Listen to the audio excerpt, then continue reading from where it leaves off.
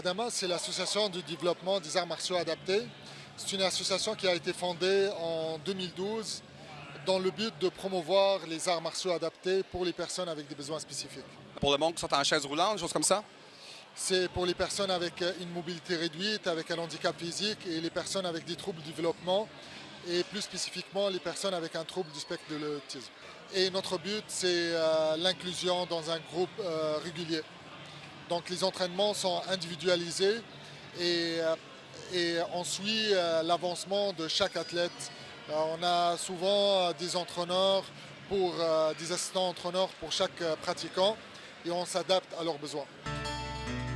Notre approche est simple, c'est que à la place de forcer un jeune avec des besoins particuliers à s'adapter pour les arts martiaux, on a décidé d'adapter les arts martiaux à ses besoins. Je donnais des cours de karaté dans une maison de jeunes et c'est là que j'ai eu mon premier jeune qui avait des besoins particuliers. C'était un jeune avec un diagnostic d'autisme.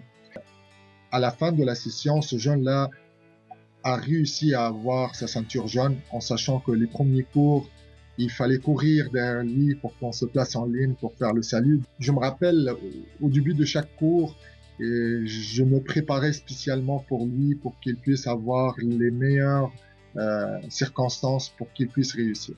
À la fin de la session, les parents sont venus me voir pour me dire « On s'excuse, on vous a menti, notre fils est autiste. On vous a menti simplement parce qu'il s'est fait salle de sport avant de venir s'inscrire ici et on avait peur que vous allez le refuser si on vous disait qu'il était autiste. »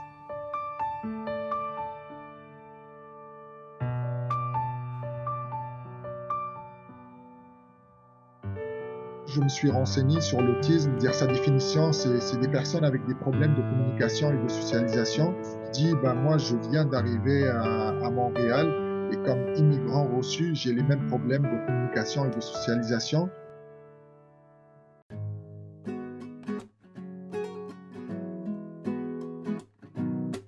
Mis 15 ans d'expérience au Canada dans le milieu de la communication, le sport et l'éducation spécialisée m'ont donné les outils nécessaires pour pouvoir concrétiser aujourd'hui un rêve de longue date.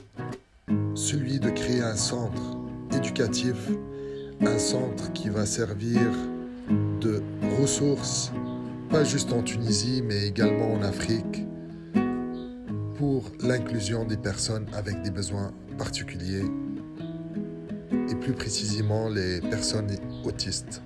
C'est une cause qui me tient à cœur, c'est un projet gagnant, c'est un projet innovateur et aujourd'hui c'est le bon moment pour le concrétiser.